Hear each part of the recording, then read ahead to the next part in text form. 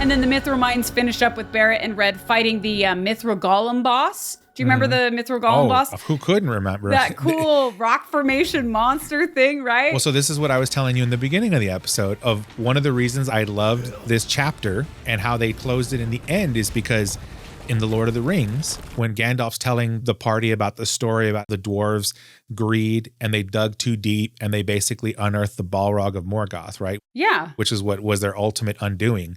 In that same vein, he ends up having this epic battle with the Balrog of Morgoth that results in them falling all the way down into the abyss. And then that's when Gandalf changes from Gandalf the Grey to Gandalf the White.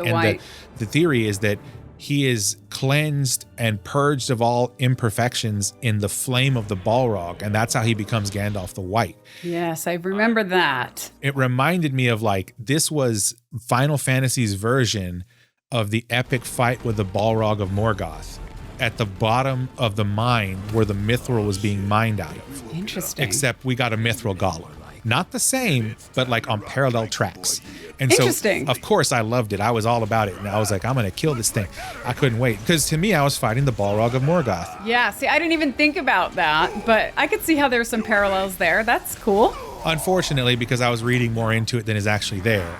Unfortunately. I was expecting some kind of like cleansing and purging event where I'd walk out some miraculous being out of this thing. That's not what happened. Right. It was kind of a side boss fight. Like, I didn't feel like it was terribly, and maybe that's why I missed the parallel that you kind of saw, because it felt very much like, oh, we got to fight this thing and move on. Like, there wasn't a lot of acknowledgement beyond that. Like, it didn't change anybody. No, but I will say there's one thing that did annoy me about this fight, and it has annoyed me about a lot of the fights. And granted, I know this is like textbook Final Fantasy, so I'm not arguing that I didn't expect this. So for example, in 16, when you have the fight with Ultima and you have the multiple stages, you're actually changing forms, right? As you're fighting this thing. And in this one, it's like you go from fighting the thing, and then when you're doing like a stage flip, instead of it like changing form, it ends up like, okay, well now you're fighting its arm.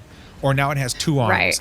And it's like, that's so annoying to me. I'd rather you just like, let me fight the character head on and just make it to where every hit I'm doing is like a plink knocking like 1 HP off of it. I see. But it's one giant phase. Or you do what 16 did, which is like, you fight the first form and then it completely changes form to a new one. And you're not like trying to hit its arm instead of hitting it in the face.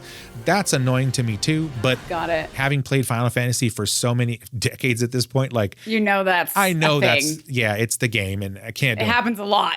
But at least in 16 they learned.